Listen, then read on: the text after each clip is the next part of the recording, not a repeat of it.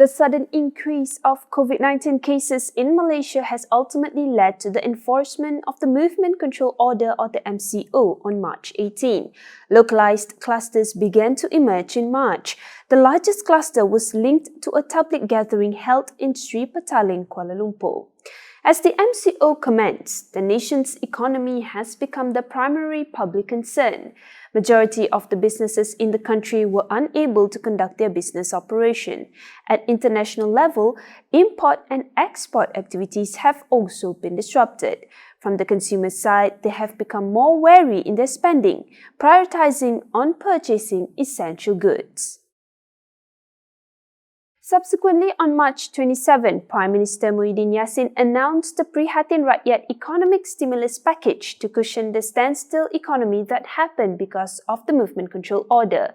It was portrayed as a comprehensive package that would benefit Malaysians of various backgrounds.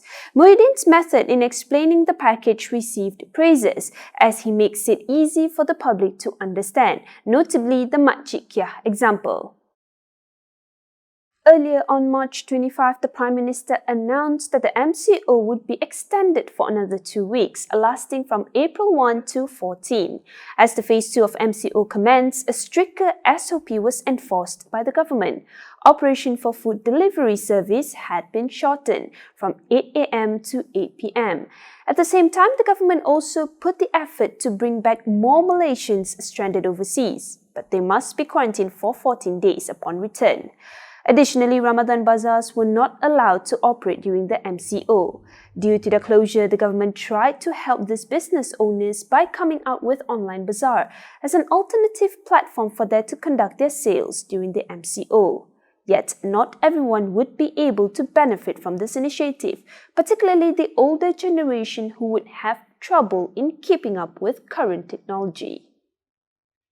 The MCO was then extended again, moving to its third phase, which would last from April 15 to 28.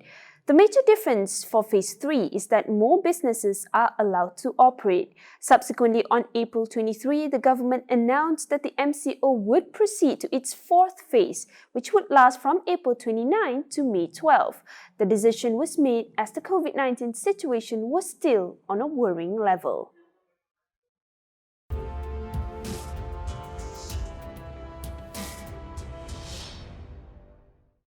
Then on the 1st of May, Muhyiddin made the sudden announcement that the country would proceed with the fifth phase of MCO, known as the Conditional Movement Control Order or the CMCO, starting from May 4th. It would override the previous fourth phase, which was set to last until May 12. He said that the country suffered approximately RM 2.4 billion daily because of the MCO, as majority of the businesses are not allowed to operate. On the first 3 days of the CMCO, several state governments' refusal to enforce the new order was a hot issue in the media. Senior Minister of Economic Cluster, Datuk Sri Muhammad Azmin Ali, reminded the state government that they may be sued if they did not comply with the CMCO. Following, state governments like Johor and Selangor decided to enforce the order, but with modified standard operating procedure. The media exposure of COVID-19 witnessed a decline during the weekend of the Hari Raya celebration compared to the prior days. However, the number shows an increase on May 25 and its following days as new COVID-19 clusters were identified involving foreign workers. On May 25 and 26, the number of COVID-19 cases in Malaysia experienced a sudden surge to 172 and 187 new cases respectively. As the sudden surge in COVID-19 cases revolving around foreign workers, Health Director General Datuk Sri Nur Hisham wants the public to not have negative sentiment towards them.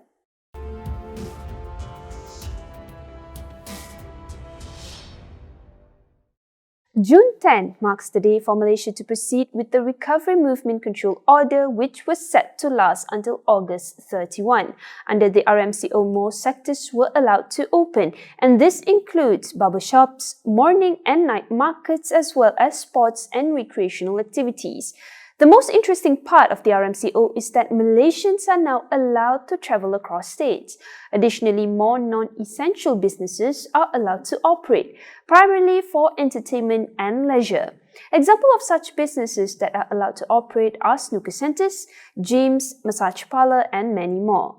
Along with the lower number of new daily COVID-19 cases in the country, positive recovery trend was witnessed during the first week of RMCO. The MCO was enacted swiftly, announced on March 16 and was enacted 2 days later. Regardless, it was conducted pretty smoothly. There were a number of people who disobeyed the guidelines, but the authorities managed to catch them to maintain order during the MCO. Currently, Malaysia is moving forward with its recovery phase, gradually opening up the country. So far, positive signs were seen during the RMCO.